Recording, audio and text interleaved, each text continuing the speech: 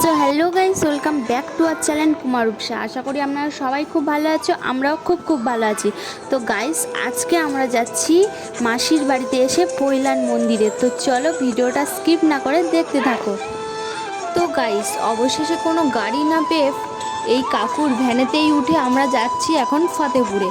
তো ফতেপুরে চলে এসেছি, তারপরে একটা টোটো রিজার্ভ করে যাচ্ছি আমরা পুরো পৈলান মন্দিরে। তো চলো ভিডিওটা স্কিপ না করে দেখতে থাকো। তো গাইস, আমরা ফাইনালি পৈলান মন্দিরের কাছে চলে এসেছি। আর পৈলান মন্দিরে ঢোকার সামনেই দেখো একটা ঝিলে কত শুধু মাছ, এখানে সবাই খাবার দেয়, তো এত মাছ কি বলবো। তো দেখো আমরা ফাইনালি এখন প্রবেশ করছি। আর বাইরেটা জাস্ট দেখো, এতটা অপূর্ব, কি যে সুন্দর লাগছে এই বিকালবেলা। মানে এখানে সবাই বসে থাকে, এখানে পার্কও আছে, আর এত সুন্দর লাগছে। দেখো মন্দিরটা কত বড় এরিয়া নিয়ে। তো চলো এখন মন্দিরে প্রবেশ করা যাক। আর দেখো মন্দিরে ঢোকার সামনের দিকে যত এগোচ্ছি, মানে জায়গাটা জাস্ট অপূর্ব লাগছে। আর এই যে ছোট ছোট গাছগুলো এত সুন্দরভাবে কাটা, কি যে ভালো লাগছে কি বলবো।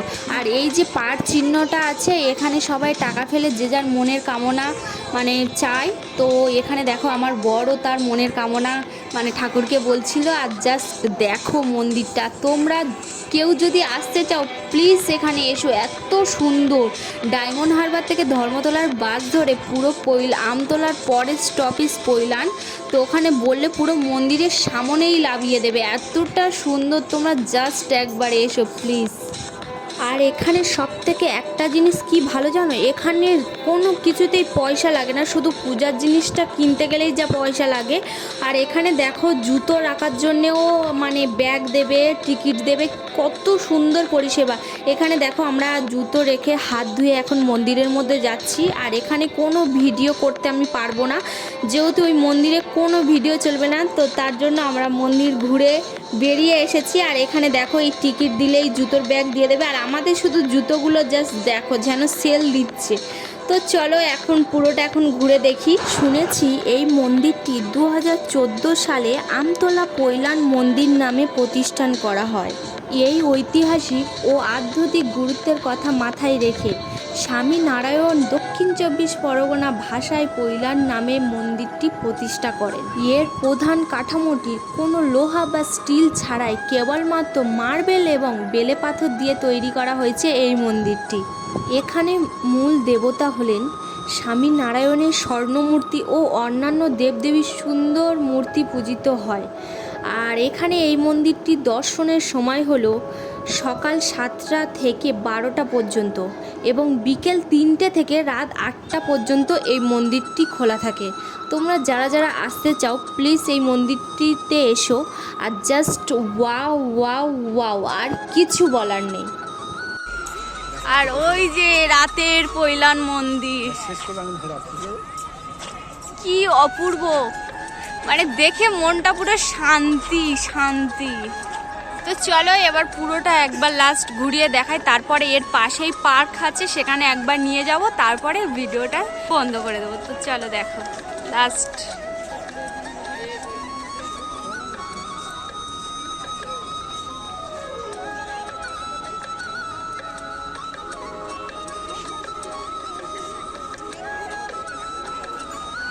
পুরো কতটা এরিয়া নিয়ে, মানে দিনের বেলা যে কি অপূর্ব সেটা তোমরা না দেখলে বিশ্বাস করবে না। আর ওর যে ভিতরে যে কতটা সুন্দর জিনিস আছে, ওই যে উপর দিয়ে সব লোক উঠছে, ওই উপর দিয়ে গিয়ে এরমভাবে নিচ থেকে এখান থেকে পুরো একদম ভিতরে ঢুকে যাব।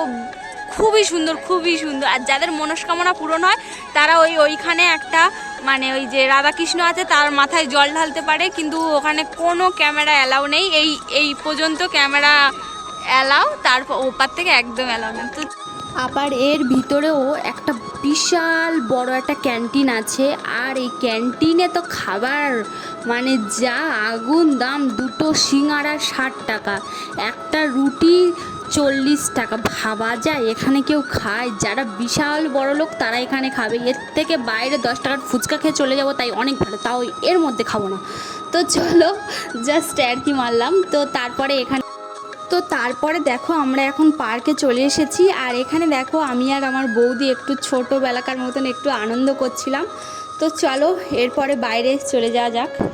আর এখানে দেখো এরা সবাই ফুচকা খাচ্ছে আর আমি আর আমার মাম্মাম খাইনি। তারপরে ও কি বলছে জাস্ট দেখো। তোমাকে কেউ ফুক্কা দেয়নি?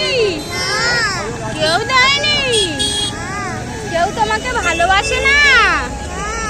কেউ ভালোবাসে না, শুধু পিপি ভালোবাসে। তাহলে পিপির একটা হাম দাও।